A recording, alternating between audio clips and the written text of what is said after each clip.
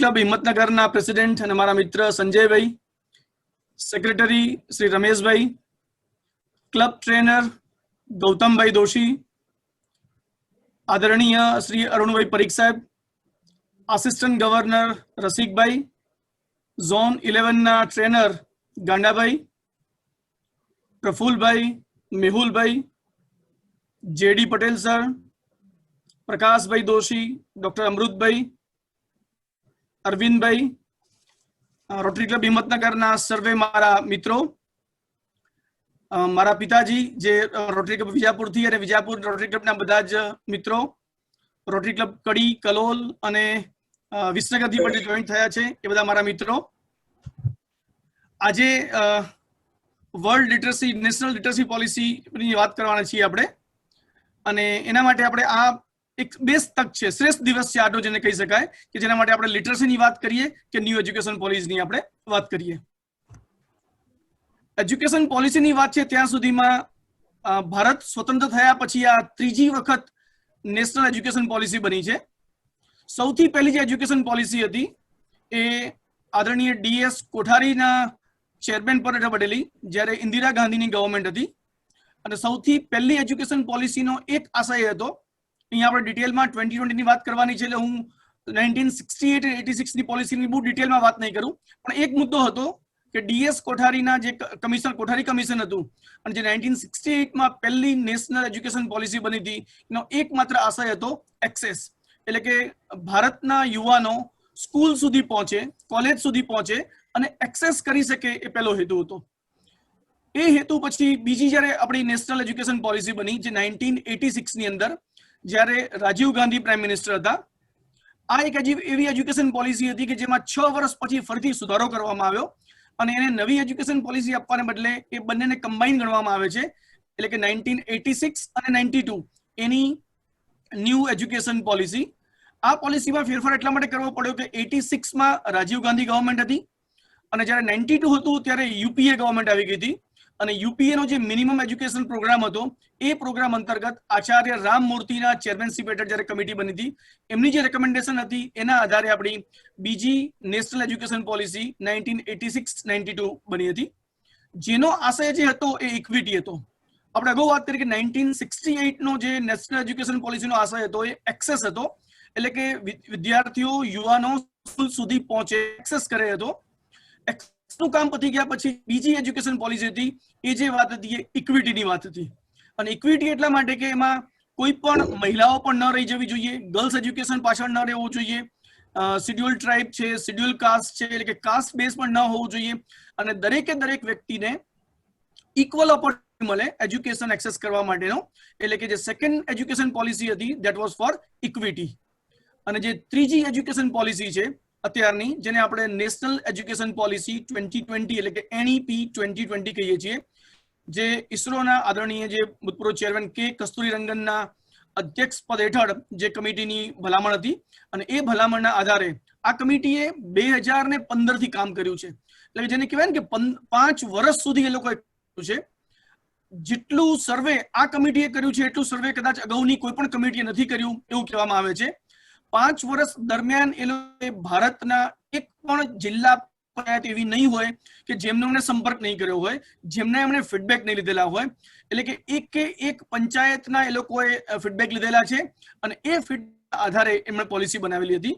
એ પોલિસીનો draft એમણે 2019 ની અંદર ગવર્મેન્ટ સમક્ષ મૂક્યો હતો, MHRD ને સુપ્રત કર્યો હતો, અને એ ડ્રાફ્ટ સુપ્રત થયા પછી આ ડ્રાફ્ટને વેબસાઇટ પર મૂકવામાં આવ્યો. સમગ્ર ભારતમાંથી સજેશન મંગાવવામાં આવ્યા, લગભગ 1,25,000 જેટલા સજેશન્સ હતા. એ સજેશનને પણ જેટલા શક્ય એટલા ઇન્કોર્પોરેટ કરવામાં આવ્યા, અને એ ઇન્કોર્પોરેટ કર્યા પછી 2020 ની અંદર આ એજ્યુકેશન પોલિસીને કેબિનેટમાં મૂકવામાં આવી, અને આ કેબિનેટે 2020માં પાસ કરી માટે આ એજ્યુકેશન પોલિસીને આપણે NEP 2020 એવું કહીએ છીએ. આજનું મારું પ્રેઝન્ટેશન છે, હું આ ફ્લોમાં જવા માંગીશ કે પહેલી જે વાત છે ફંડામેન્ટલ પ્રિન્સિપલ્સ કયા છે આ NEP 2020 ના, જેને એકદમ બ્રીફમાં કહી શકાય કે માત્ર જો આપણે ફંડામેન્ટલ પ્રિન્સિપલ્સ બી ખબર હશે તો પણ કહી શકાય કે 5 મિનિટની અંદર આપણે આખી જ નેશનલ એજ્યુકેશન પોલિસી સમજી શકીએ છીએ. એના પછી ડિટેલમાં જવાની વાત કરીએ તો આપણે what is school education, higher education માટેના રેકમેન્ડેશન છે, વોકેશનલ એજ્યુકેશન માટેની શું વાત છે, ટેકનોલોજી અને ફિનાન્સ એની શું વાત છે એને આપણે ફ્લોમાં આજે વાત કરીશું. પણ મુખ્ય વાત જે છે એ સ્કૂલ એજ્યુકેશન, હાયર એજ્યુકેશન અને વોકેશનલ એજ્યુકેશનની વાત કરવાની છે આપણે. બહુ જ ઝડપથી વાત કરું ને બિલકુલ નટશેલમાં વાત કરું તો એના જે 22 ફંડામેન્ટલ પ્રિન્સિપલ છે એ પ્રિન્સિપલનો સૌથી પહેલો મુદ્દો એ છે કે recognising, identifying and fostering the unique capability of each student. આ જે વાત છે એ બાલ મંદિરથી વાત છે, એટલે કે જ્યારે બાળક 3 વર્ષનું હોય ત્યારથી વાત છે. અને આ કેપેબિલિટી આઈડેન્ટિફાય કેવી રીતે કરવી તેનો સોર્સ એ લોકો એવો આપ્યો છે કે sensitising teachers as well as parents. એટલે જ્યારે બાળક 6 વર્ષનું આંગણવાડીમાં હશે કે બાલ મંદિરમાં હશે ત્યારે એનું ડેવલપમેન્ટ એ પોતાની જાતે તો કરશે જ, પણ સાથે સાથે ટીચર્સ અને પેરેન્ટ્સની પણ શું રિસ્પોન્સિબિલિટી છે એ પણ આ પોલિસી ડિફાઇન કરવાની છે અને એના આધારે બાળકનું ઘડતર કરવાની વાત છે. બીજી જે વાત છે એ અચીવિંગ ફાઉન્ડેશનલ લિટરસી અને ન્યુમરેસી. આ જે બે વાત છે કે બાળક 3rd ગ્રેડમાં આવે એટલે કે ત્રીજા ધોરણમાં ત્યાં સુધીમાં એને બિલકુલ સામાન્ય ભાષાનું જ્ઞાન એટલે કે એને લિટરસી અને થોડું ઘણું ગણતરી એટલે કે ન્યુમરસી એને આવડવી જોઈએ એવું એનું ટાર્ગેટ છે. સૌથી ઇમ્પોર્ટન્ટ પોઈન્ટ હોય તો ફ્લેક્સિબિલિટીનો છે.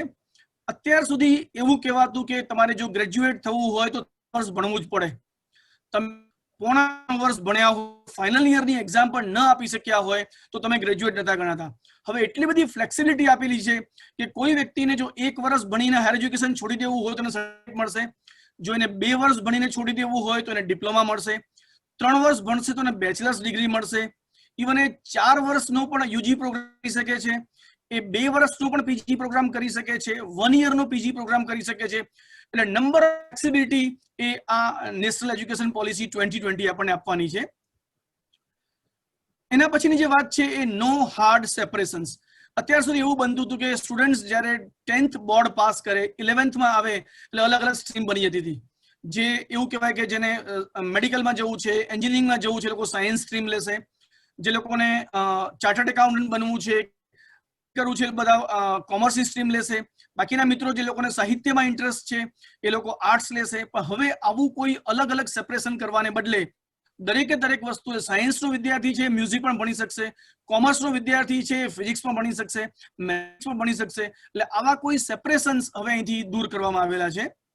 વાત જે છે એ મલ્ટી ડિસિપ્લિન હોલિસ્ટિક એજ્યુકેશનની વાત છે. જે આપણા ચિનારા સાહેબ જે એજ્યુકેશન ઇન્સ્ટિટ્યૂટ ચલાવી રહ્યા છે, જેમણે વાત કરી વ્યાસ સાહેબે, પ્રફુલ્લ વ્યાસ સાહેબે, કે 5000 વિદ્યાર્થીઓ એમની ઇન્સ્ટિટ્યૂટમાં અત્યારે અભ્યાસ કરી રહ્યા છે. તો ન્યૂ એજ્યુકેશન પોલિસી એવું જ કહેવા માંગે છે કે હવેની બધી જ ઇન્સ્ટિટ્યૂટ આટલી મોટી હોવી જોઈએ, મલ્ટી ડિસિપ્લિનરી હોવી જોઈએ. કોલેજીસની અંદર, હાયર એજ્યુકેશનની કોલેજીસની અંદર માત્ર 100, 200, 500 કે 1000 નહીં પણ 5000 સ્ટુડન્ટ્સ હોવા જોઈએ. આવી મોટી એજ્યુકેશન ઇન્સ્ટિટ્યૂટ શરૂ કરવાની વાત છે જેમાં બધી જ સ્ટ્રીમ ચાલતી હોય. વધારે એમ્ફેસિસ એ કન્સેપ્ચ્યુઅલ અન્ડરસ્ટેન્ડિંગ પર આપવાનો છે. એટલે કે જે અત્યારમાં જેટલું બને એટલું વધારે ભણી કાઢો, ગોખી કાઢો, જેવી એક્ઝામ આવે એક્ઝામ રિલેટેડ વાંચો, આ બધી વસ્તુમાંથી બહાર આવવાનું છે.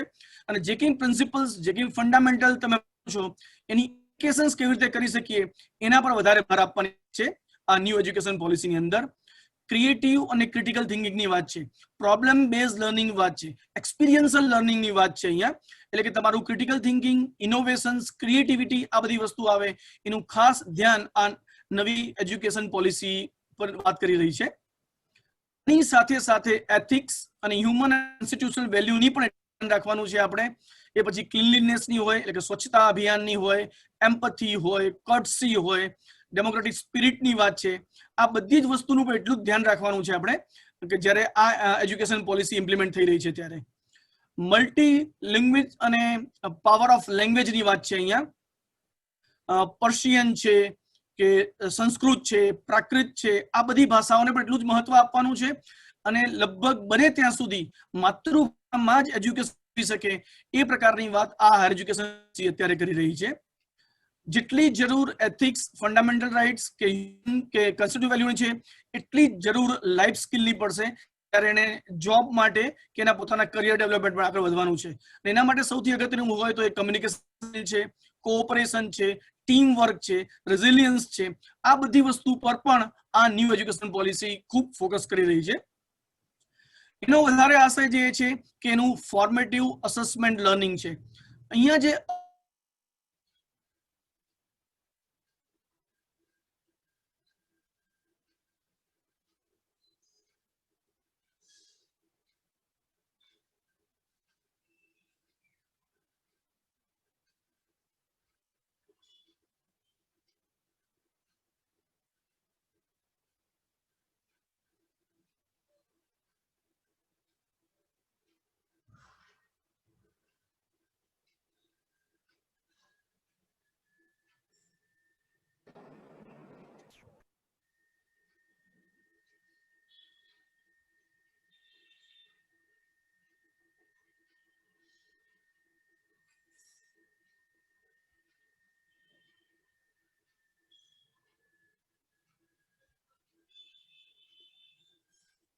કદાચ નેટવર્કનો ઇશ્યુ છે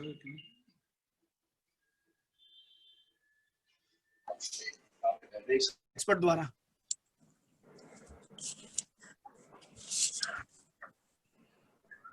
રૂટેડનેસ અને પ્રાઇડ ઓફ ઇન્ડિયા એ નથી ભૂલવાનું. આ નવી એજ્યુકેશન પોલિસી વાત કરે છે કે ભારતની જે કંઈ છે કલ્ચર છે એને પણ એટલું જ નવી એજ્યુકેશન પોલિસીને ઇન્વોલ્વ કરવાનું છે. એજ્યુકેશન જે છે એ એક પબ્લિક સર્વિસ બની રહેવી જોઈએ, કે કોઈ વ્યક્તિ એનાથી વંચિત ન રહે, ખાસ છે. અને every child has a right for the basic education, quality education.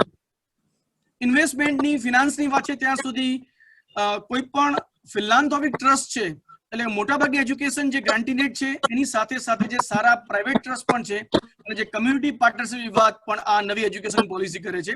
એટલે આ 22 પ્રકારના પ્રિન્સિપલ્સ, આ 22 પ્રકારના સિદ્ધાંત પર આ ન્યૂ એજ્યુકેશન પોલિસી કામ કરવાની છે.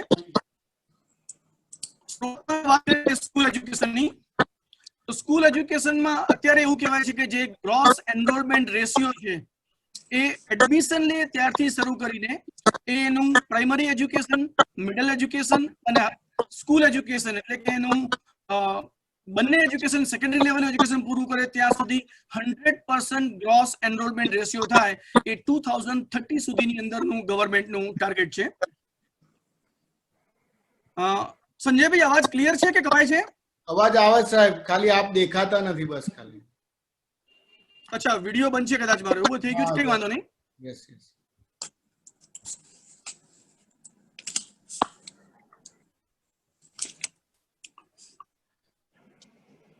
ઓકે, સ્કૂલ એજ્યુકેશનની વાત છે ત્યાં આ નવી એજ્યુકેશન પોલિસી એવું કહે છે કે પ્રાઇમરીથી માંડીને એટલે કે સ્કૂલ એજ્યુકેશન શરૂ થાય ત્યારથી લઈને સેકન્ડરી એજ્યુકેશન સુધી ગ્રોસ એનરોલમેન્ટ રેશિયો 100% પર પહોંચવાનો છે. અત્યારે જો સ્કૂલનો સ્ટાર્ટિંગ એનરોલમેન્ટ રેશિયો ગણીએ આપણે, ગ્રોસ એનરોલમેન્ટ રેશિયોનો અર્થ એવો થાય છે ગવર્મેન્ટના નિયમ પ્રમાણે કે માની લો કે પહેલા ધોરણની વાત છે અને પહેલા ધોરણમાં 6 વર્ષના બાળકને એડમિશન આપવાનું હોય તો GER નો મતલબ એવો થાય છે કે ભારતની અંદર અત્યારે 6 વર્ષના કુલ કેટલા બાળકો છે, એ કુલ બાળકો પૈકી કેટલા બાળકો અત્યારે પહેલા ધોરણમાં એડમિશન લઈ ચૂક્યા છે એટલે કે એનરોલ થઈ ચૂક્યા છે, એનો જે રેશિયો છે જેને આપણે ગ્રોસ એનરોલ કહીએ છીએ. અત્યારે જે ગ્રોસ એનરોલમેન્ટ રેશિયો સ્ટાર્ટિંગનો છે કે વિદ્યાર્થી ભણવાનું શરૂ કરે એ ભારતનો અત્યારે 108% છે. એટલે આપણે પહેલા નવાઈ બી લાગશે કે 108% રેશિયો કેવી રીતે થઈ શકે. એ રેશિયો 108% થવાનું કારણ એ છે કે મેં હમણાં તમને જે રેશિયોની ડેફિનેશન આપી છે કે જે એજ ગ્રુપની અંદર એને પ્રવેશ લેવાનો હોય એ ભારતની કુલ સંખ્યા અને એમાંથી કેટલા લોકો એનરોલ થયા છે એ સંખ્યા.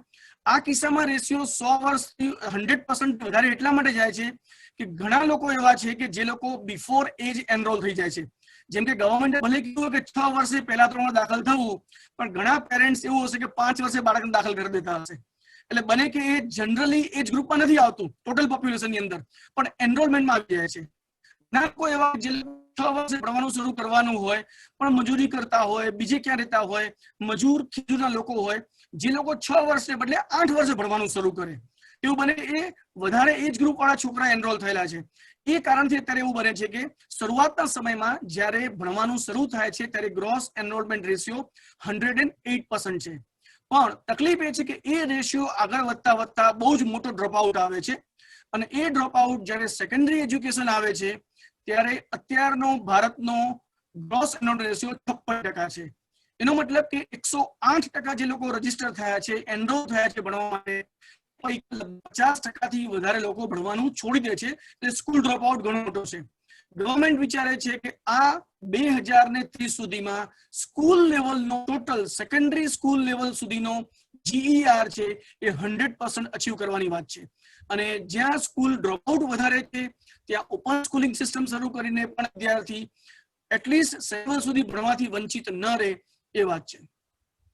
હાયર એજ્યુકેશનની વાત આપણે નેક્સ્ટ ટાઈમ કરીશું. જ્યારે હાયર એજ્યુકેશનની વાત કરીશું ત્યારે અત્યારે સ્કૂલની સિસ્ટમ જે છે એ જૂની સિસ્ટમ જે આપણી હતી એ 10+2 ની હતી અને હવે 10+2 ની સિસ્ટમ જે હતી એ ચેન્જ કરી આ ગવર્મેન્ટ 5+3+3+4 એટલે કે જે 10+2 12 ની વાત હતી એ હવે 12 ને બદલે 15 ની વાત થાય છે. અહીંયા એટલે મતલબ એવું નથી કે સ્કૂલ પછીના 3 વર્ષની વાત કરે છે, પણ આને આપણે થોડું વહેલું સ્ટાર્ટ કરવાની વાત છે. અત્યાર સુધી એવું બનતું હતું, આ જે પોલિસીની વાત છે એ પ્રમાણે કે સિસ્ટમ જે છે એ 10+2 છે. વિદ્યાર્થી પહેલા ધોરણમાં એડમિશન લેશે, 10મા ધોરણમાં પહેલું બોર્ડ ક્લિયર કરશે, સરકારની જવાબદારી સાથે આ વિદ્યાર્થીઓ અભ્યાસ કરતા. આ પોલિસી 3+3+4 બને છે. અહીંયા જે પહેલું 5 છે એ 3 વર્ષ શરૂઆત થાય છે. એટલે બાળક 3 વર્ષનું હશે, 3 વર્ષથી 6 વર્ષ સુધી જેને વાત કરવામાં આવે છે 5 વર્ષની, એમાં પહેલા 3 વર્ષ છે જે વિદ્યાર્થી આંગણવાડીમાં ભણશે અથવા તો પ્રી સ્કૂલમાં ભણશે અથવા તો બાલવાટિકા ભણશે. અહીંયા જે વાત છે કે અત્યાર સુધી એવું બનતું હતું કે અત્યારના એજ્યુકેશન સિસ્ટમમાં વિદ્યાર્થી પ્રી સ્કૂલની અંદર કે બાલ મંદિરની અંદર પ્રાઇવેટમાં જતું હતું. આપણે ઘણા બધા પ્રાઇવેટ બાલ મંદિર જોયા છે, કોઈ જગ્યાએ ગવર્નમેન્ટ બાલ મંદિર છે નહીં. હવે નવી એજ્યુકેશન પોલિસી અંદર સરકારની જવાબદારી બાળક 3 વર્ષનું થાય ત્યારથી શરૂ થઈ જશે. એટલે કે બાલ છે, બાલ મંદિર જે છે એ પણ સરકારના ભાગમાં જ આવશે, એજ્યુકેશનના પાર્ટથી ગણાશે. અત્યારે આંગણવાડી એ મહિલા અને બાળ વિકાસ મંત્રાલય હતું એ ભાગમાં હતું, પણ હવે જે આંગણવાડીનો ભાગ છે એ મહિલા અને બાળ વિકાસ મંત્રાલય બદલે શિક્ષા મંત્રાલય આવતું રહેશે. મંત્રાલય વર્ષથી વિદ્યાર્થીનું એજ્યુકેશન શરૂ કરે. એક પહેલો પ્રશ્ન એ આવવાનો છે કે અત્યારના આંગણવાડીનો જે સ્ટાફ છે એ વેલ ટ્રેન્ડ નથી. જેવી રીતે એમણે બીએડ કરેલું હોય કે પીટીસી કરેલું હોય, આવું કોઈ પ્રકારનું એ લોકોને એજ્યુકેશનલ ટ્રેનિંગ વિચારી રહી છે કે આવા આંગણવાડીના જે એમ્પ્લોય છે એને 6 મંથનો સર્ટિફિકેટ કોર્સ અથવા તો 1 યર ડિપ્લોમા કરી કેવી રીતે નાના બાળકોને ભણાવવા એના માટેની ટ્રેનિંગ આપી વિચારે છે. એના પછીનું જે સ્ટેજ આવશે 6 થી 8 વર્ષનું, એ ધોરણ 2 નું આવશે.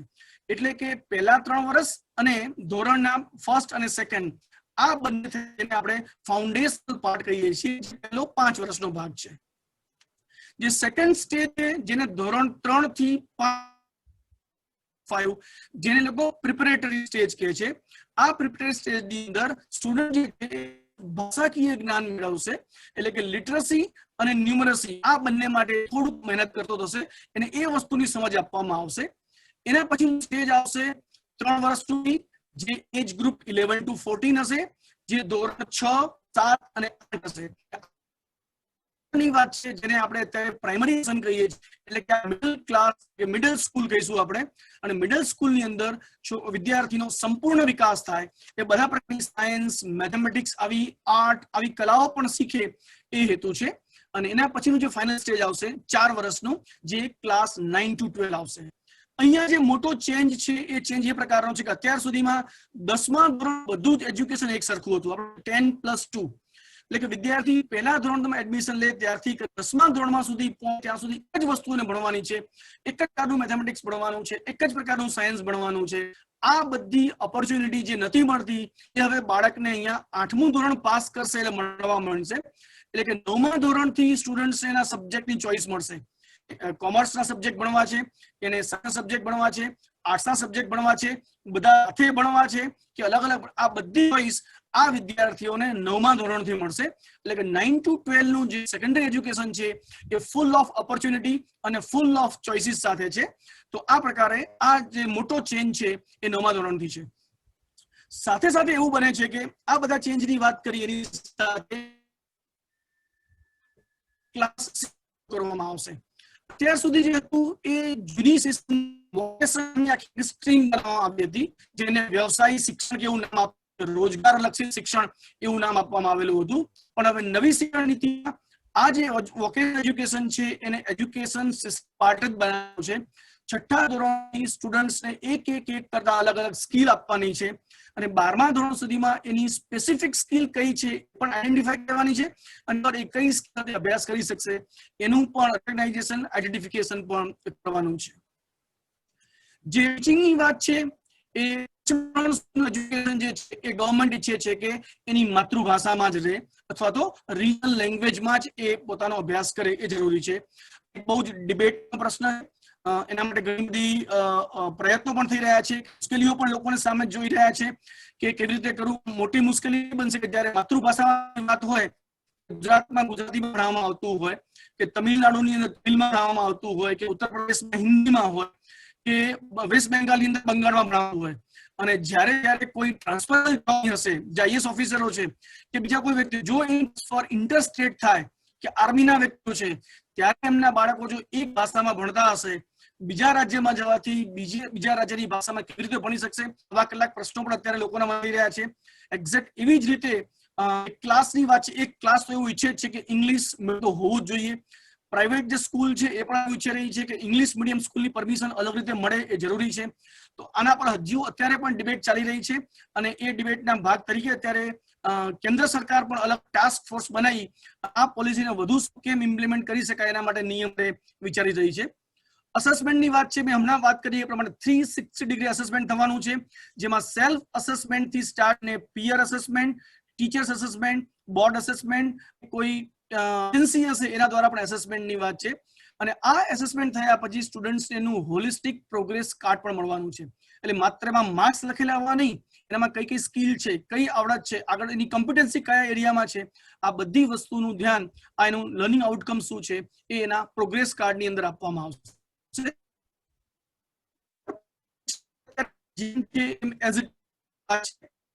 દસમા ધોરણનું બોર્ડ અને 12મા ધોરણનું બોર્ડ એઝ ઇટ ઇઝ રહેશે. પણ વાત જે છે એ છે કે બોર્ડની જે અહેમિયત છે એનું આવ્યું છે. હવે જે બોર્ડના માર્ક્સ મળતા કે બોર્ડના આધારે જે લોકોને બીજા કોઈ જગ્યાએ ટેકનિકલ એજ્યુકેશનમાં કે યુનિવર્સિટીમાં એડમિશન મળતું હતું, એ બધી વસ્તુ ઘટી જશે. સાથે સાથે એવું બનશે કે માની લો કે 12મા ધોરણના બોર્ડની અંદર કોઈ સ્ટુડન્ટ મેથેમેટિક્સમાં ફેલ છે, તો એક ચોઇસ આપવામાં કે હવે એને મેથેમેટિક્સ અઘરું પડે છે. મેથેમેટિક્સના અલગ અલગ ભાગ હશે કે લોઅર લેવલ મેથેમેટિક્સ, કે મિડલ લેવલ મેથેમેટિક્સ, કે એડવાન્સ મેથેમેટિક્સ. એને કયું મેથેમેટિક્સ લઈને પાસ કરવું છે? કારણ કે જો એનો અલ્ટિમેટલી ઇન્ટરેસ્ટ કોઈ આર્ટમાં જવાનો હોય, કે કલા ક્ષેત્રે જવાનો હોય, કે કોમર્સ જવાનો હોય, અને જો એ હું તો ખાલી મેથેમેટિક્સનું ઉદાહરણ આપું છું, પણ કોઈ પણ સબ્જેક્ટ માટે વાત છે, તો જે સબ્જેક્ટમાં બાળક નબળું હશે અને ફેલ થયું છે, તો એ સબ્જેક્ટમાં પાસ થવા માટે એને અલગ અલગ ચોઇસ મળશે કે એ ફેલ થયેલ સબ્જેક્ટ લોઅર લેવલમાંથી, કે મિડલ લેવલમાંથી, કે એડવાન્સમાંથી શેમાંથી પાસ કરવો છે, જેથી એનું ચોઇસના ફિલ્ડમાં જવા માટે એના માટે બેરિયર ન બને. તો આ ચોઇસ પણ મળશે. જે વેલ્યુ છે, જે મહત્વ છે વધુ પડતું હતું, એ હવે ઓછું કરવામાં આવેલું છે. સ્કૂલનું જે ગવર્નન્સ છે આખું, એના માટે જેવી રીતે કોલેજની અંદર એજન્સી છે જેને અક્રેડિટેડ કરે છે, એને અલગ અલગ ગ્રેડ આપે છે, એની ક્વોલિટી ચેક કરે છે, એક્ઝેક્ટલી એવી એક ઇન્ડિપેન્ડન્ટ ઓથોરિટી બનાવવામાં આવશે જે પ્રાઇવેટ અને પબ્લિક બંને સ્કૂલનું અક્રેડિટેશન કરશે અને એ લોકોને પણ અલગ અલગ ગ્રેડ્સ આપશે, એની ક્વોલિટી નક્કી કરશે અને ક્વોલિટી ચેક થશે અને રિવ્યુઝ થશે. એક્ઝેક્ટલી જ વાત ટીચર્સ એજ્યુકેશન માટે પણ છે. એના માટે national curriculum framework for teacher education પણ બનવાનું છે. અને ગવર્મેન્ટનું ટાર્ગેટ છે કે બીએડ પહેલા 1 વર્ષનું હતું, એના પછી હમણાં અત્યારે બીએડ 2 વર્ષનું કરવામાં આવ્યું છે. અને અત્યારનું જેની અંદર ગ્રેજ્યુએશન થયા પછી જ એ બીએડમાં પ્રવેશ મેળવી શકે છે. એટલે કે 3 વર્ષ ગ્રેજ્યુએશનના, 2 વર્ષ એના બીએડ કરવા માટેના, એ જે 5 વર્ષ બીએડ હતું એના બદલે હવે નવી સિસ્ટમ પ્રમાણે 4 વર્ષનું ઇન્ટિગ્રેટેડ બીએડ થશે.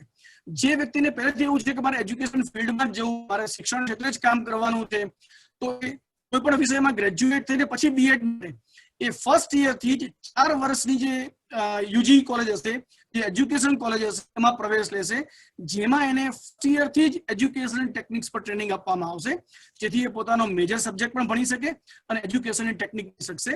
અને ગવર્મેન્ટનું ટાર્ગેટ છે કે 2030 સુધીમાં તમામ 2 કોલેજો છે એ સંપૂર્ણપણે બંધ કરી દેવામાં આવશે અને 4 ઇન્ટિગ્રેટેડ બીએડ છે એ જ 2030 પછી અમલ રહેશે. જ્યાં સુધી હાયર એજ્યુકેશનની વાત કરીએ છીએ આપણે, તો હાયર એજ્યુકેશનનો અત્યારનો જે ગ્રોસ એનરોલમેન્ટ રેશિયો છે, જે આપણે વાત કરી કે 18 થી કરીને 23 વર્ષની ઉંમરના જે બાળકો છે, જે વિદ્યાર્થીઓ છે ભારતમાં, એના કેટલા સ્ટુડન્ટ એવા છે કે જે લોકો હાયર એજ્યુકેશનમાં એનરોલ થયેલા છે. મેં હમણાં વાત કરી હતી કે 108% આપણો ઇનિશિયલ જી છે પહેલા ધોરણ માટેનો, એ ઘટતા સેકન્ડરી સ્કૂલ સુધી પહોંચતા 56% થઈ જાય છે. અને સેકન્ડરી એજ્યુકેશન પૂરું કરીને હાયર એજ્યુકેશનમાં અત્યારે માત્ર 26% લોકો આવે. એનો મતલબ કે પહેલા ધોરણમાં એડમિશન લીધા પછી 70% થી વધારે, 75% થી પણ વધારે ડ્રોપ આઉટ છે. આ ડ્રોપ આઉટ ઓછો કરવાની વાત છે. એટલા માટે વાત કરી છે કે અત્યારે 2035 સુધીમાં હાયર એજ્યુકેશનનો જે ગ્રોસ એનરોલમેન્ટ રેશિયો છે એ અત્યારના 26% થી આગળ લઈ અને 50% સુધી પહોંચવાની વાત છે. અને આ જો 50% પહોંચવું હશે તો હાયર એજ્યુકેશનની અંદર નવી લગભગ 3.5 કરોડ સીટ્સ એડ કરવી પડશે. એટલે આપણે વિચારી શકીએ છીએ કે નવી કેટલી બધી કોલેજ આપવી પડશે. એક બાજુ નવી એજ્યુકેશન પોલિસી છે એ કોલેજ છે કે નાની કોલેજો, અને સામે પક્ષે આપણે આ જો અચીવ કરવું હોય 0.50% આપણે જો GER અચીવ હોય તો અત્યારનું જે લોકો ભણી રહ્યા છે એમાં બીજા 3.5 કરોડ વિદ્યાર્થી નવા એ પ્રકારની એજ્યુકેશન હાયર એજ્યુકેશન સિસ્ટમ આપણે ડેવલપ કરવાની છે.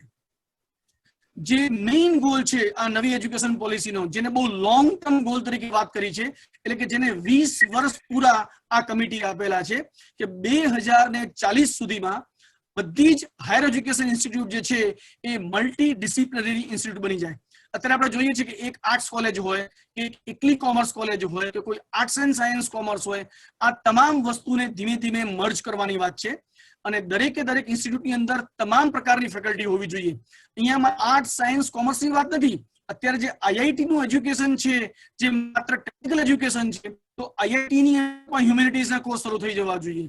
કોઈ વિદ્યાર્થીને IIT માંથી ભણવું હોય એ માત્ર BE કે BTech કરવા જાય એવું નહીં, પણ હ્યુમેનિટીઝ અને નેચરલ સાયન્સ છે એ પણ બેઝિક સાયન્સ છે પણ IIT માંથી પાસ કરી શકે, આ વસ્તુ કરવાની છે. તમે જોયું હશે કે અત્યારે થોડું ઘણું તો હ્યુમેનિટીઝ અને અમુક સાયન્સના કોર્સીસ થઈ ગયા છે. અત્યારે પણ JEE એડવાન્સ થ્રુ વિદ્યાર્થીઓ MS પ્રોગ્રામ ફિઝિક્સ કે મેથેમેટિક્સ કે લોકો IIT માંથી કરતા જ હોય છે. તો જેની એક નાની શરૂઆત થઈ ગઈ છે, પણ હવે તમામ પ્રકારની ડિસિપ્લિન્સ IIT માં પણ હશે, એ સામાન્ય કોલેજમાં પણ હશે, અને વિદ્યાર્થીને મ્યુઝિક હોય, આર્ટ્સ હોય, સાયન્સ હોય કે ટેકનિકલ એજ્યુકેશન હોય, જે વાત છે કે જૂની તક્ષશિલા નાલંદાની વાત કરીએ છીએ આપણે, કે જેમાં એક સાથે હજારો વિદ્યાર્થીઓ ભણતા હતા, એક સાથે હજારો લોકો અભ્યાસ કરતા હતા, એના ટ્રેનર હતા. અને જે જૂની વાત કરીએ તો આપણે 64 કલાઓ અને જે આપણે 14 વિદ્યાઓની વાત કરી છે, 64 કલા તમામ કલાઓ આવી છે. પછી નૃત્ય કલા હોય કે નાટ્ય કલા હોય કે પેઇન્ટિંગ માટેની કલા હોય, આવી દરેક કલાઓ પણ આવી જાય છે. અને સાથે સાથે 14 ટેકનિક્સ કીધી છે, એટલે કે 14 વિદ્યાઓ કીધી છે, જે આપણે 4 માં આવે છે કે ઋગ્વેદ, સામવેદ, અથર્વવેદ, પછી આવે છે 4 ઉપવેદ આવે છે કે જેમાં અર્થશાસ્ત્ર, ધનુર્વિદ્યા આવે, ગંધર્વ વિદ્યા આવે, આયુર્વેદ આવે છે. આવા પ્રકારે આપણા ઉપવેદ છે. અને બાકીના 6 પ્રકારના જે વેદાંત છે, જેમાં શિક્ષા હોય, કલ્પ હોય, શ્લો હોય, વિકરણ હોય, જ્યોતિષ હોય, આ બધી જે વાત છે, એટલે તમામ પ્રકારની 64 કલાઓ અને 14 વિદ્યાઓ, આ બધું જ એક જગ્યાએ મળી રહે એવું એક હોલિસ્ટિક એજ્યુકેશન, આવું એક મલ્ટી ડિસિપ્લિનરી એજ્યુકેશન બનાવવાની વાત છે, જેનો ટાર્ગેટ એટલા માટે 20 વર્ષનો આપેલો છે કે 2040 સુધીમાં આ ટાર્ગેટ કરવા માંગીએ છીએ. ગવર્મેન્ટ સાથે ઈચ્છે છે નવી એજ્યુકેશન પોલિસીની અંદર કે દરેક ડિસ્ટ્રિક્ટ લેવલ પર ઓછામાં ઓછી એક કોલેજ હોય જ કે જેમાં તમામ પ્રકારનું એજ્યુકેશન આપી શકાય. અને દરેક જિલ્લામાં અથવા જિલ્લા નજીકમાં આ પ્રકારે હોય તો કોઈ પણ જિલ્લો આનાથી વંચિત ન રહી જાય, એના માટેની ખાસ વાત છે. એક જે નેશનલ ટેસ્ટિંગ એજન્સીની વાત છે એ પણ બનવાની છે. એમ ખાસ આની અંદર મેડિકલ એજ્યુકેશન અને લો ને બાકી રાખ્યું છે, કારણ કે એ લોકો માટેની જે ટેસ્ટિંગ એજન્સી એન્ટ્રન્સ એક્ઝામ માટેની વાત છે અલગ રહેશે. સિવાયની બાકીની જે છે અત્યારે અલગ અલગ યુનિવર્સિટીમાં જે અલગ અલગ એન્ટ્રન્સ એક્ઝામ લેવાય છે, એના બદલે એક નેશનલ લેવલ પર એક જ એક્ઝામ લેવાશે. આના માટે બહુ મોટી ડિબેટ થઈ રહી છે અત્યારે, કારણ કે જે ઘણી બહુ રેપ્યુટેડ યુનિવર્સિટી છે એ બહુ ઈચ્છે કે અમારી એન્ટ્રન્સ એક્ઝામ અમે પોતે લઈએ. એ લોકો માટે બે વસ્તુ છે, એક પોતાની રેપ્યુટેશન સાચવવાની પણ વાત છે, સાથે સાથે એવી યુનિવર્સિટીની ઇન્કમ પણ થાય છે કે આપણી રેપ્યુટેડ યુનિવર્સિટી હોય એમાં એડમિશન લેવા માટે ઘણા બધા લોકો ફોર્મ્સ પણ ભરતા હોય છે, એ ફોર્મની ઇન્કમ ગણો કે બીજી ઇન્કમ ગણો, પણ એ લોકો લોસ ઇન્કમ ફિનાન્સ બંને વસ્તુ સાચવવા માટે ઘણી બધી અત્યારે એનો પણ વિરોધ થઈ છે. તો એને પણ કેવી રીતે લાવવા એ પણ અત્યારે ટાસ્ક ફોર્સ કામ કરી રહ્યું છે. નેશનલ ટેસ્ટિંગ એજન્સી છે બે પ્રકારની એક્ઝામ લેશે. એક જે એક્ઝામ હશે બહુ કોમન હશે, જે એપ્ટિટ્યુડ પ્રકારની હશે, અને બીજી જે હશે એના સ્પેસિફિક સબ્જેક્ટ માટેની હશે. અને એ પણ યુનિવર્સિટી એ બંનેને વેઇટેજ આપીને અને પછી જે પણ કોર સબ્જેક્ટ લેવાનો છે એના કોર સબ્જેક્ટમાં કેટલા માર્ક્સ છે એના આધારે અલગ અલગ મેરિટ્સ બનાવી અને એક જ ટેસ્ટિંગ એજન્સી દ્વારા લેવાયેલી એક્ઝામમાંથી એ ભારતની કોઈ પણ યુનિવર્સિટીમાં એડમિશન લઈ શકશે. એ પ્રકારની ભલામણ આ નવી શિક્ષણ નીતિએ કરેલી છે. સ્ટુડન્ટ્સ પણ છે એ પોતાની ચોઇસ પ્રમાણે અલગ અલગ સબ્જેક્ટ લઈ શકશે, અલગ અલગ પોર્ટફોલિયો કામ કરી શકશે. આ પણ વાત આપણે કરીએ હમણાં. અને ઓવરઓલ જો વાત કરીએ તો આ ઇન્ટિગ્રેટેડ સિસ્ટમ બનાવવાની વાત છે. એમાં પ્રોફેશનલ એજ્યુકેશન અને વોકેશનલ એજ્યુકેશન પણ એની અંદર ઉમેરાઈ જાય એના માટેની વાત છે. ન્યૂ એજ્યુકેશન પોલિસીની અંદર જે હાયર એજ્યુકેશન છે, જે અત્યારની સિસ્ટમ છે 3 વર્ષની છે, આની અંદર ઘણી બધી ફ્લેક્સિબિલિટી આપવામાં આવી છે કે કરંટ 3 વર્ષની જે અંડર ગ્રેજ્યુએટ છે પણ જો કોઈએ ચાલુ રાખવી હોય તો ચાલુ રાખી શકે છે. પણ એની અંદર ફ્લેક્સિબિલિટી એ છે કે કોઈ વિદ્યાર્થી માની લો કે અત્યારે બીએસસી મેથેમેટિક્સ ભણી રહ્યો છે, એને ફર્સ્ટ ભણ્યા પછી અથવા કોમર્સમાં ભણી રહ્યો છે, માની લો એ વિદ્યાર્થીને કોમર્સમાં ભણ્યા પછી પહેલું વર્ષ પૂરું કરીને જોબ મળી જાય છે તો એના માટે એવું બંધન નથી કે એને પૂરેપૂરો અભ્યાસ પૂરો કરવો. યુનિવર્સિટી સર્ટિફિકેટ ઇન કોમર્સ એવું અવોર્ડ આપે, એને નોકરી મળી ગઈ, એનું ઘરનું કામ કરી દીધું, કમાતો થઈ ગયો, હવે એને એવું લાગ્યું કે મારે ફરીથી ભણવા આવવું છે તો ફરીથી ભણવા આવી શકશે. બીજું ભણશે ડિપ્લોમા ઇન કોમર્સ મળશે. માની લો કે એના ઘરની પરિસ્થિતિ એવી છે કે અત્યારે નોકરી કરવી બી છે તો ફરીથી ડિપ્લોમા ઇન કોમર્સ કર્યા પછી નોકરી શરૂ કરે છે, એને ફરી પાછું ભણવા આવવું હોય. શાહરુખ ખાનના કોઈ જોયું છે આઈ મેં હું ના કે કયું પિક્ચર છે જેની અંદર એ ઘણા વર્ષો પછી ભણવા આવે છે અને ભણવા મળે છે. તો જે વાત આપણે ફિલ્મોમાં જોઈ હતી એક રિયાલિટી તરીકે પણ આવે છે કે વિદ્યાર્થી જ્યારે ઈચ્છે ત્યારે અભ્યાસ છોડી પોતાના કમાવા માટેનું કામ કરી શકશે અને જ્યારે ઈચ્છે ત્યારે ફરીથી એને ભણવાનું શરૂ કરવું તો કરી શકશે. અને મેં વાત કરી પણ ડિપ્લોમા કોમર્સ કર્યા પછી નોકરી ફરીથી આવવું હોય એને અભ્યાસ પૂરો કરી અને એને બેચલર્સ ડિગ્રી ઇન કોમર્સ મળી શકશે. અને જો એ વખતે એવું થાય કે હવે હું પદવીધર થઈ ગયો છું અને મારે રિસર્ચમાં આગળ વધવું છે તો એ 3 ના બદલે 4 વર્ષનો અંડર ગ્રેજ્યુએટ પ્રોગ્રામ પણ કરી શકશે. અને 4 વર્ષ જો પૂરા થશે તો એ અંડર ગ્રેજ્યુએટ વિથ રિસર્ચ એવું એને અવોર્ડ કરવામાં આવશે. એટલે જેવી રીતે અંડર ગ્રેજ્યુએટનું જે છે એ 3 યર કે 4 યર થઈ શકે છે. એક્ઝેક્ટલી પીજી એજ્યુકેશનને પણ એ લોકોએ એ પ્રમાણે ફ્લેક્સિબલ રાખ્યું છે કે તમારું પીજી એજ્યુકેશન પણ 1 વર્ષનું પણ હોઈ શકે અને 2 વર્ષનું પણ હોઈ શકે છે. 1 વર્ષનું કોના માટે? તો જે વિદ્યાર્થીએ 4 વર્ષનો યુજી પ્રોગ્રામ કરેલો છે એ 1 જ વર્ષનો પીજી પ્રોગ્રામ કરશે અને પીજીની ડિગ્રી આપવામાં આવશે. જે વ્યક્તિએ 3 વર્ષનો યુજી પ્રોગ્રામ કરેલો છે એને જો પીજીની ડિગ્રી મેળવવી હોય કારણ કે એને રિસર્ચનો પાર્ટ નથી લીધેલો તો એને રિસર્ચ પીજીમાં પૂરો કરવો પડશે. તો એ 3 વર્ષવાળા ગ્રેજ્યુએટે 2 વર્ષ પીજીમાં ભણવાનું છે અને 5 વર્ષ પછી ગ્રેજ્યુએટ થશે. પણ સૌથી મોટો ફાયદો છે જે અત્યાર સુધી માત્ર હાથમાં જ હતો અને જે એક અંતરરૂપ હતો જેને કહી શકાય કે એમની ડિગ્રી હતી. તે કોઈ વિદ્યાર્થી માસ્ટર્સની ડિગ્રી લે પછી જો પીએચડી કરવું હોય તો એમફિલ એક વધારાનું હતું. જેને કરવું હોય તો કરી પણ શકે, નહીતર તો ડાયરેક્ટ પણ થઈ શકતા હતા, પણ એ ઓપ્શન હતું, એનું વેલ્યુ હતી નહીં. માટે એમફિલની ડિગ્રી હવે સદંતર માટે બંધ કરવામાં આવી છે. જેને રિસર્ચમાં ઇન્ટરેસ્ટ છે એ પોતાનું 1 વર્ષ બચાવી શકશે. કેવી રીતે? વિદ્યાર્થી અંડર પ્રોગ્રામ 3 વર્ષનો કરી અને એક્સટેન્ડ કરે, એટલે કે જે વ્યક્તિ 4 વર્ષનો યુજી પ્રોગ્રામ કરશે એને બેચલર્સ વિથ રિસર્ચ મળશે. તો એવા વિદ્યાર્થી પીજી નહીં કરે તો પણ સીધું જ પીએચડી એડમિશન લઈ શકે છે. એટલે કે 4 વર્ષનું અંડર ગ્રેજ્યુએટ વિથ રિસર્ચ કર્યા પછી એ ડાયરેક્ટ પીજીમાં એડમિશન લઈ ડાયરેક્ટ પીએચડીમાં એડમિશન છે. અથવા બીજો રસ્તો જે છે એ જ કે 3 વર્ષનું યુજી 2 વર્ષનું પીજી અને પછી આગળ રિસર્ચનું કામ. તો રિસર્ચમાં જવા માટે જેને પહેલેથી રિસર્ચમાં ઇન્ટરેસ્ટ છે એ સીધું 4 વર્ષનું યુજી કરી રિસર્ચમાં એડમિશન લઈ શકશે. આ પણ એક ફ્લેક્સિબિલિટી આ નવી એજ્યુકેશન પોલિસી આપી રહી છે. જે વાત કરીએ આપણે બેચલર્સ પ્રોગ્રામની અંદર, પીજી પ્રોગ્રામની અંદર અને 4 યરના રિસર્ચ પ્રોગ્રામની અંદર. એક્ઝેક્ટલી એવી રીતે માસ્ટર પ્રોગ્રામમાં પણ મેં વાત કરી એ પ્રમાણે 2 વર્ષનો માસ્ટર પ્રોગ્રામ, 1 યરનો master programme, integrated master programme પર આ નવી એજ્યુકેશન પોલિસી કરી રહ્યું છે. એમ જે છે એ કન્ટિન્યુ થઈ રહ્યું છે. જેવી રીતે આપણી ફિનાન્શિયલ બેંક્સ છે બધી અલગ અલગ, જેમાં આપણે અલગ અલગ મૂકીએ છીએ, પૈસા મૂકીએ છીએ, એફડી મૂકીએ છીએ, એટલી આ એજ્યુકેશન પોલિસી પ્રમાણે સ્ટુડન્ટ પોતાની એકેડેમિક બેંક બનાવી શકશે. એને એકેડેમિક ક્રેડિટ્સ મળશે. વાત કરીએ એ પ્રમાણે 4 વર્ષનો યુજી પ્રોગ્રામ કોઈ વિદ્યાર્થીએ કરવો હોય, એ વિદ્યાર્થી કોઈ એક રાજ્યમાં ભણી રહ્યો છે, એને ફર્સ્ટ યર પૂરું કર્યું, માની લો કે એને અત્યારે 40 ક્રેડિટ મેળવી છે અને ગ્રેજ્યુએટ થવા માટે એને 120 ક્રેડિટની જરૂર હોય તો એની આ 40 ક્રેડિટ હંમેશા જમા રહે. પછી એ પોતાની યુનિવર્સિટી બદલે કે બીજી યુનિવર્સિટીમાં જાય, રાજ્યમાં જાય, એ કોઈ પણ જગ્યાએ ત્યાં એની ક્રેડિટનો ઉપયોગ કરી શકશે અને બાકીની વધેલી ક્રેડિટ લઈ જ્યારે 120 ક્રેડિટ પહોંચે ત્યારે ગ્રેજ્યુએશન પૂરું થશે. તો હમણાં વાત કરીએ પણ મને કે ત્યાર સુધી ઘણી વખત એક યુનિવર્સિટીમાં ભણેલું નકામું જતું હતું વિદ્યાર્થીનું અને પછી જો કોર્સ બદલવો હોય તો આખો અભ્યાસ નવો જ કરવો પડતો હતો. એને એની જે ક્રેડિટ્સ છે, જે પેપર્સ પાસ કરેલા છે, એ ક્રેડિટ્સ એની જમા કરે અને એ ક્રેડિટનો એ ઉપયોગ કરી શકે.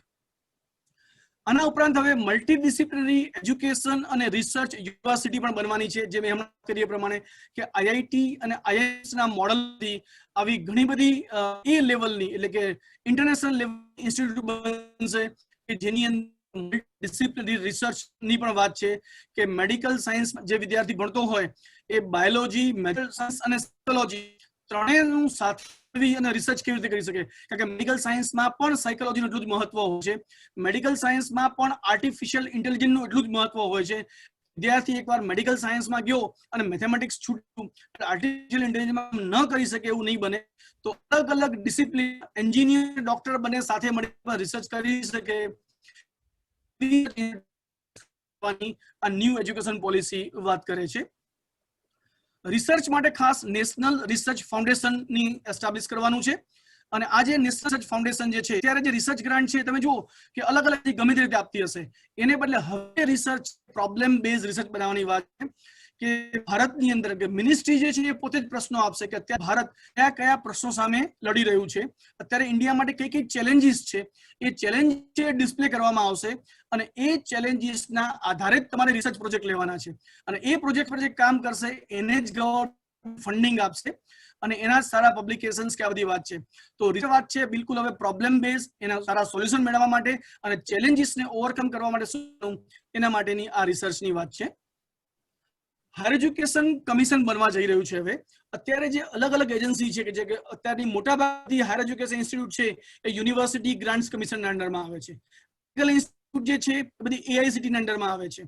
જે બીએડ કોલેજો છે એ એનસીટીની અંડરમાં આવે છે. આવી રીતે અલગ અલગ એજન્સીઓ છે એના બદલે હવે એક જ કમિશન બની જશે, એક સિંગલ ઓથોરિટીથી કામ થશે.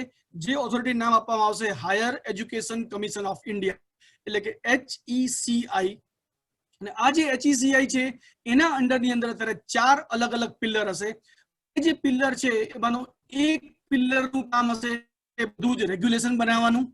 બીજું એક જે વર્ટિકલ હશે એ વર્ટિકલનું કામ છે એકેડેમિક જેની એક્સેલન્સ છે એ ડિસાઇડ કરવાનું, એના પેરામીટર નક્કી કરવાના. જેમ કે ફાર્મસી કાઉન્સિલ હોય તો ફાર્મસીના એકેડેમિક માઇલસ્ટોન નક્કી કરશે, એનસીટી એ ટેકનિકલ માટે નક્કી કરશે. તો એ બધી જે છે એક વર્ટિકલ તરીકે આવશે. હવે હાયર ઓથોરિટી જે છે એક જ બનશે HECI, એના અંડરમાં વર્ટિકલ્સ કરશે.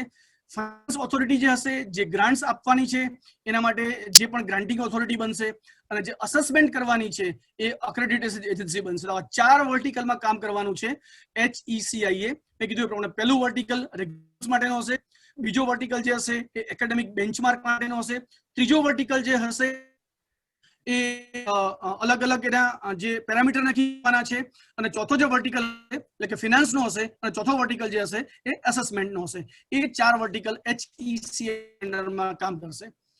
નેક્સ્ટ જે વાત છે કે તમામ કોલેજોને શક્ય હોય ત્યાં સુધી 2000 સુધીમાં ઓટોનોમી આપવી.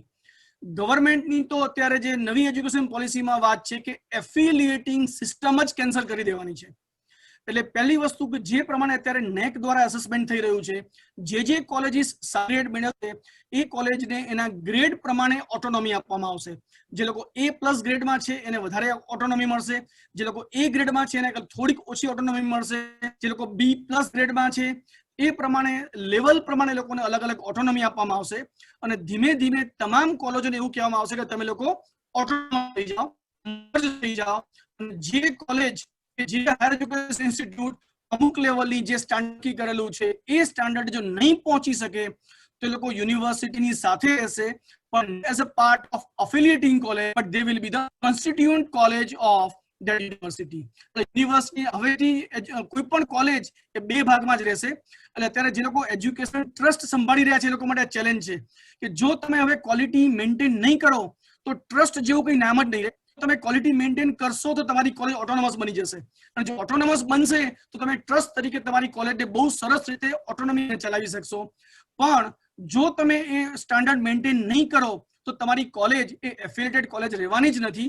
તમારી જે કોલેજ છે એ કોલેજનું એક ડિપેન્ડ બની જશે. એટલે કે જેમ અત્યારે ઉત્તર ગુજરાત યુનિવર્સિટીનું મેથ્સ ડિપાર્ટમેન્ટ હોય કે કેમેસ્ટ્રી ડિપાર્ટમેન્ટ હોય એ જેમ કોન્સ્ટિટ્યુઅન્ટ ડિપેન્ડ ગણાય છે, એમ આવી બધી જ જે કોલેજોએ સ્ટાન્ડર્ડ મેન્ટેન નહીં કર્યું હોય એ સરકારી યુનિવર્સિટીનો એક ભાગ બની જશે.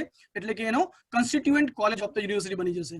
એટલે અફિલિએટિંગ સિસ્ટમ 100% નાબૂદ કરવાની જે વાત છે એ આ એજ્યુકેશન પોલિસી કહે છે.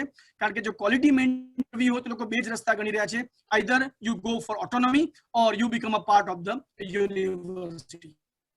તો આ સૌથી મુદ્દો છે એજ્યુકેશન પોલિસીનો. જે મેં 4 પિલરની વાત કરી એ પ્રમાણે national higher regulatory council, education general education council, grant council અને નેશનલ કાઉન્સિલ, આ 4 જે વર્ટિકલ છે એ વર્ટિકલ આ HECI ના અંડરમાં કામ કરશે.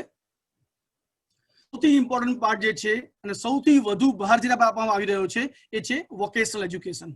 આ જે વોકેશનલ એજ્યુકેશન સ્કૂલ લેવલથી શરૂ કરવાની વાત છે. એટલે કે જ્યારે બાળક 6ઠા ધોરણમાં આવે, જે આપણી જૂની સિસ્ટમથી આપણે જોયેલી છે, જ્યારે નાના બાળકો સ્કૂલમાં ભણતા ત્યારે કાર્પેન્ટરી ગણો કે મેસનરી વર્ક ગણો, આ બધી વસ્તુની સ્કિલ પણ એ જમાનામાં લોકોને આપવામાં આવતી. અત્યારે ભલે આપણે એવું કહેતા હોઈએ કે ભાઈ મેસનરી સ્કિલ કે પ્લમ્બિંગ એજન્સી કે આવી વાત કરો તો એ લોકો તો શું કરવું, ઘણા લોકો અત્યારે વ્હાઇટ કોલર જોબ તરીકે આવી બધી જોબને નહીં સ્વીકારતા હોય. પણ અત્યારના જે નવી સ્કિલ સેક્ટર્સ બન્યા છે એ સ્કિલ સેક્ટર્સ અત્યારે એવું કહી રહ્યા છે કે મને લોકો ટાઇલ્સની વાત કરીએ, હિંમતનગર તો બહુ મોટું એનું ક્ષેત્ર છે માટેનું. એવું કહેવાય છે કે દિલ્હી, મુંબઈ કે મોટા શહેરોનું જે હાઉસીસ છે, ઇવન ફ્લેટ છે, એ ફ્લેટનું એક બાથરૂમની કિંમત કદાચ આપણા હિંમતનગર કે ગાંધીનગરના આખા મકાન કરતા વધારે હોય છે. તો એ લેવલનું અત્યારે સ્પેસિફિકેશન આ બધા સેક્ટરમાં આવી રહ્યું છે, અને એ સેક્ટરમાં આવા સ્પેસિફિક સાથે કામ કરતા માણસો નથી મળતા. એક ટાઇલ્સની કિંમત જ્યારે હજારો રૂપિયામાં હોય ત્યારે એને પેલો સાદો કારીગર હોય એ હથોડી મારી તોડીને ખોળામાં ફિટ કરી દે એ પોસાયું નથી રહ્યું હવે. તો એના માટેના લેટેસ્ટ ઇક્વિપમેન્ટ છે, એના માટેની જે સ્કિલ છે, જે અત્યારે હું કડીમાં છું તો સેરા છે કે સોમાણી છે જે ટ્રેનિંગ આપી રહ્યા છે. તો આ લેવલની ટ્રેનિંગ અત્યારે બધાને આપવાની જરૂર છે. મારી કોલેજ અત્યારે એવી છે કે જ્યાં હું 6 પ્રકારની સેક્ટર સ્કિલનું વોકેશનલ એજ્યુકેશન મારી કોલેજમાં આપી રહ્યો છું. મારી કોલેજ જે છે અત્યારે દીનદયાલ ઉપાધ્યાય કેન્દ્ર, જેને DDU કૌશલ કેન્દ્ર કહેવામાં આવે છે. એટલે 6 પ્રકારની અલગ અલગ સેક્ટર સ્કિલ છે, જેમાંનું સિરેમિક સેક્ટર હોય, હેલ્થ બાયોસાયન્સ સેક્ટર છે એટલે કે ફાર્મસી, એગ્રીકલ્ચર સેક્ટર સ્કિલ છે, ટેક્સટાઇલ, કડીની અંદર લગભગ 350 થી વધારે તો ટેક્સટાઇલ મિલ છે, તો ટેક્સટાઇલનું સેક્ટર છે. આના સિવાય હોસ્પિટાલિટી અને ટુરિઝમ મેનેજમેન્ટનું છે, અને IT અને ITS, આના માટે 6 અલગ અલગ સેક્ટર સ્કિલમાં અત્યારે અમે લોકો કામ કરી રહ્યા છે. તમને નવાઈ લાગશે કે ત્યાં 1 જ વર્ષનો ડિપ્લોમા સિરામિક પ્રોગ્રામ છે, જેને સેરા ઇન્ડસ્ટ્રી અને સોમાણી ઇન્ડસ્ટ્રી એવું કીધેલું છે. 50ની ઇન્ટેક છે અમારી. એ બંને ઇન્ડસ્ટ્રી અમને કહી દીધું કે તમારે ખાલી છોકરાઓને એડમિશન આપવાના, 60% થી વધારે ટ્રેનિંગ અમારા એ સ્ટુડન્ટ છે એ સેરા અને સોમાણીમાં લે છે અને અલગ અલગ કંપનીમાં લે છે. અમારે માત્ર એડમિશન આપવાનું. એ લોકોએ અમને રિટર્નમાં કીધું છે કે તમને નેક્સ્ટ 10 વર્ષ સુધી તમે જેને બી એડમિશન આપશો એ નોકરી અમે લોકો આપીશું. તો આ લેવલનું એમ્પ્લોયમેન્ટ માત્ર 1 વર્ષ ભણીને વિદ્યાર્થીઓ કરે છે. તમને નવાઈ લાગશે કે અમારે ત્યાં ઘણા વિદ્યાર્થીઓ ગ્રેજ્યુએટ થયા પછી 1 વર્ષનું સિરામિકનું ડીપ્લે છે, જેનું અત્યારનું એન્ટ્રી લેવલનું એડમિશન 12મું ધોરણ છે, છતાં પણ કારણ કે એ લોકોને 1 જ વર્ષ નોકરી કરી અને જો એ લોકોની કમ્યુનિકેશન સ્કિલ્સ સારી હોય, બીજું કોઈ હોય, તો સીધી અને મેનેજર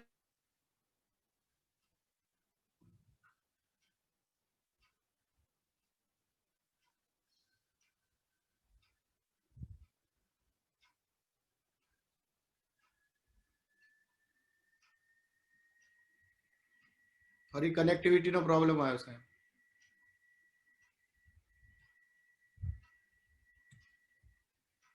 અનમ્યુટ થઈ જાવ સર પહેલા.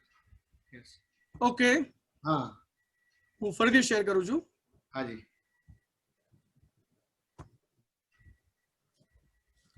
તો આજે વોકેશનલ એજ્યુકેશનની વાત હતી એ પ્રમાણે અત્યારે એટલે સૌથી વધુ ભાર અત્યારે વોકેશનલ એજ્યુકેશનમાં આવી રહ્યો છે, અલગ અલગ સેક્ટર સ્કિલ દ્વારા.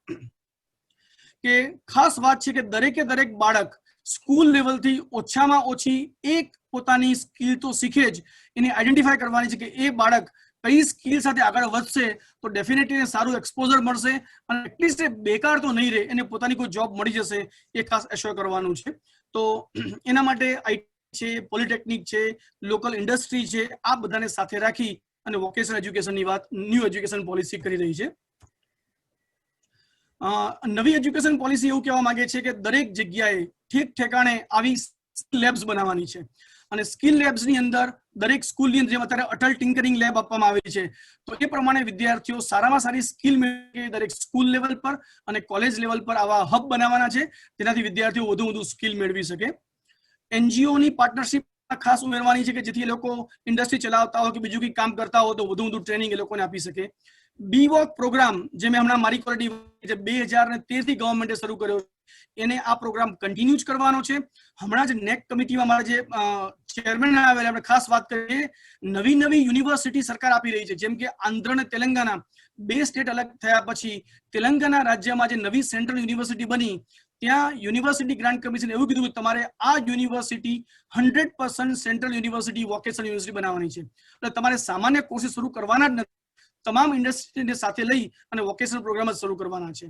અને 2025 સુધીમાં એટલીસ્ટ 50% લર્નર જે છે આ વોકેશનલ એજ્યુકેશન થી એ લોકો આગળ વધે, એ લોકોને એક્સપોઝર મળે એ સાથે કામ કરવાનું છે.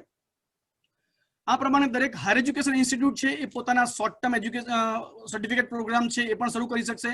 અલગ અલગ સેક્ટર સ્કિલની સાથે રહીને તમે યુનિવર્સિટી એફિલિએશન નહીં હોય કામ કરી શકો અને જો તમે ઓટોનોમસ કોલેજ છો તો તમે તમારી જાતે જ ડિગ્રી આપી શકવાના છો. એ સર્ટિફિકેટ હોય, ડિપ્લોમા હોય કે તમે ડિગ્રી ગ્રાન્ટિંગ ઇન્સ્ટિટ્યૂટ તમારી બનવાની છે ઓટોનોમસ બનાવ્યા પછી. આ બધા જ તમને વિકલ્પો તમારા માટે ખુલ્લા છે. તો આ પ્રકારે ફોકસ વધુ એજ્યુકેશન પર છે. જે MHRD આપણે અત્યાર સુધી કહેતા હતા ministry of human resource development, જેને આ નવી એજ્યુકેશન પોલિસી આવ્યા પછી મિનિસ્ટ્રી ઓફ એજ્યુકેશન એટલે કે શિક્ષા મંત્રાલય એવું નામ આપવામાં આવ્યું છે.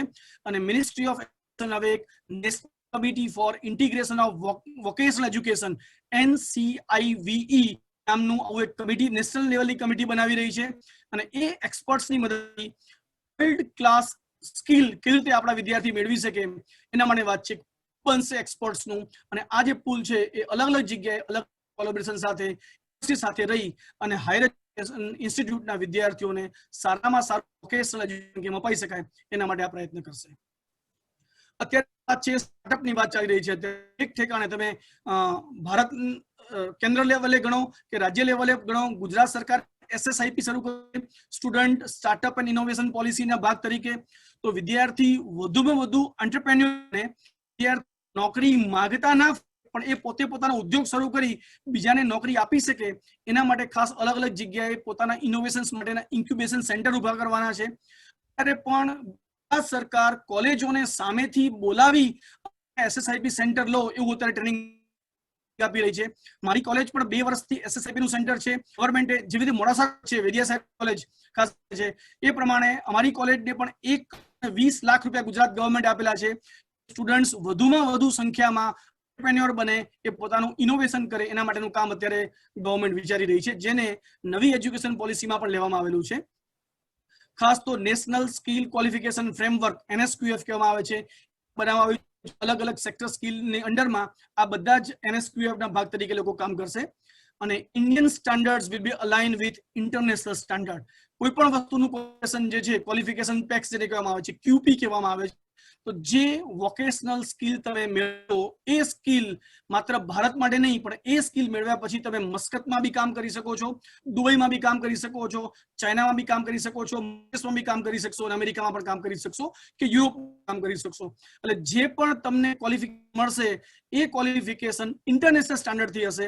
અને હવે તો વાત કરી છે કે ઇન્ટરનેશનલ ફોરેન યુનિવર્સિટીને પણ ભારતની વાત છે. તો જ્યારે ફોરેન યુનિવર્સિટીમાં પહેલા એવું હતું કે લોકોએ બહુ જ મોટી ડિપોઝિટની વાત કરી, કદાચ 50 કરોડથી પણ વધારે ડિપોઝિટની વાત હતી અને એ વખતે ઘણી ફોરેન યુનિવર્સિટીએ ભારતમાં આવવાની ના પાડી લીધી. હવે આ જે એક હતો એ કાઢી નાખવામાં આવેલો છે. એના બદલે લોકોએ કીધું જે પણ સારી અક્રેડિટેડ અને રેપ્યુટેડ ફોરેન યુનિવર્સિટી હશે એને જ ભારતમાં એન્ટ્રી મળશે. એટલે ગમે તેવી ભાગુ ફોરેન યુનિવર્સિટી આવી ડિગ્રી આપવાની કરીને પૈસા લઈને ભાગી જાય એવું નહીં બને. એના બદલે જે લોકો રેપ્યુટેડ યુનિવર્સિટી છે એને જ ભારતમાં કેમ્પસ શરૂ કરવાની પરમિશન આપવામાં આવશે.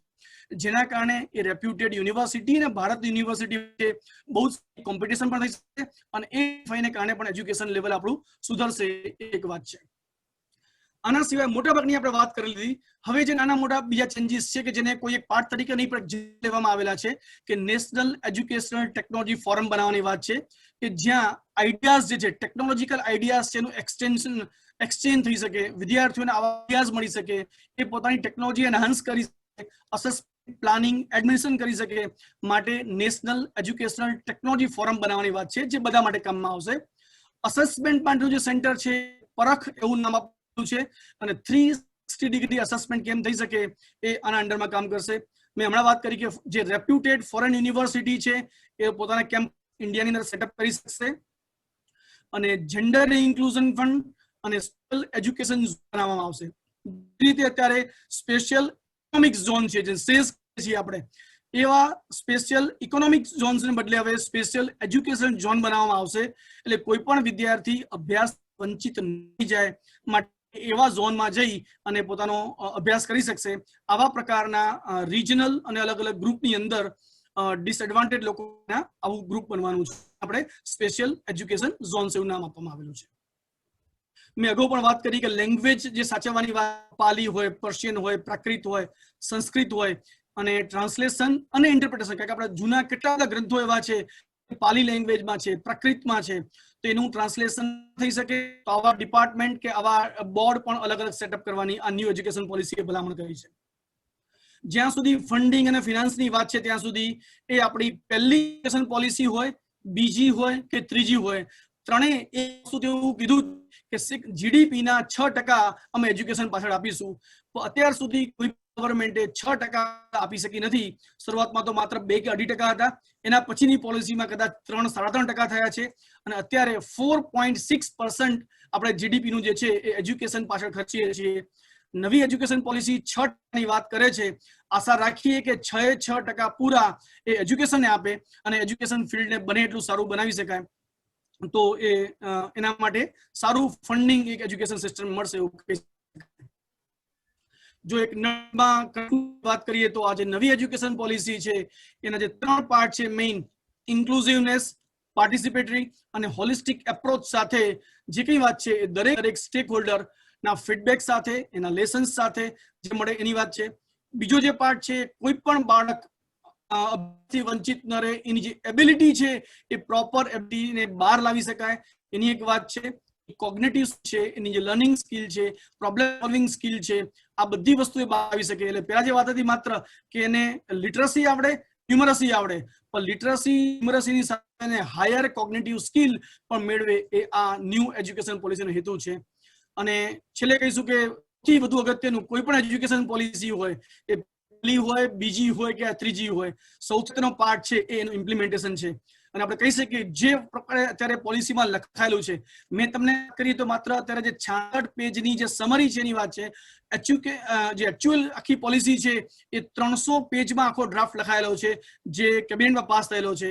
જો પૂરેપૂરું વિઝન સાથે ઇમ્પ્લિમેન્ટ કરવામાં આવે આપણે ચોક્કસ કહી શકીશું કે ભારત જે છે એ વિશ્વનું જે શ્રેષ્ઠ યુનિવર્સિટી ધરાવતા દેશ સાથે આપણે એટ પાર શકીશું.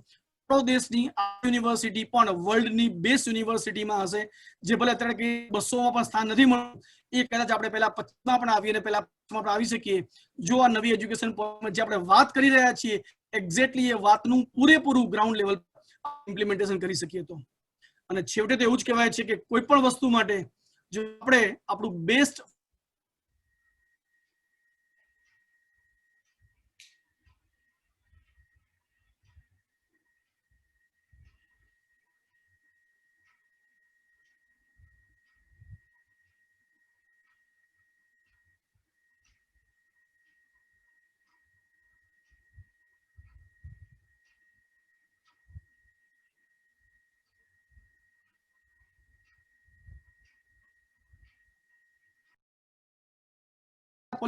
થઈ શકે.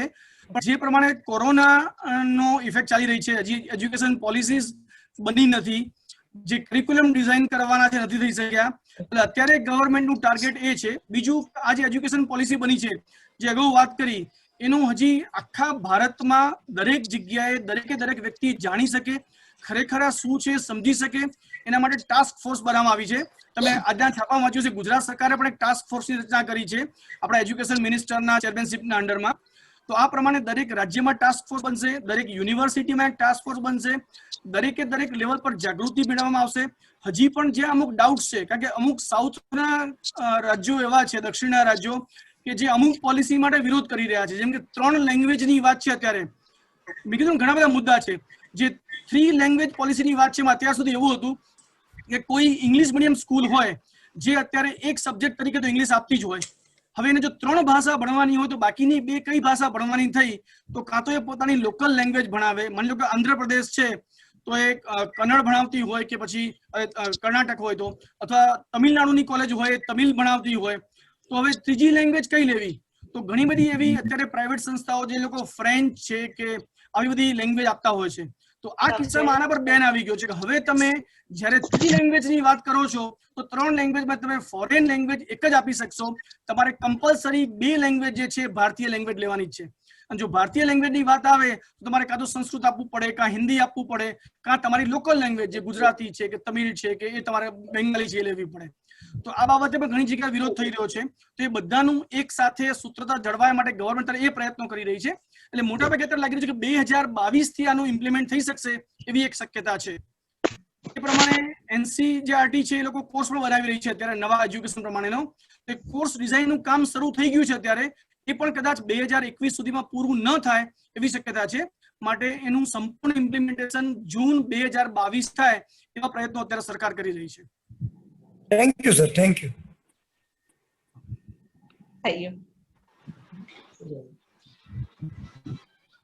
એવરીવન માં ગઈ. અહીંયા લખ્યું હતું ને એવરીવન.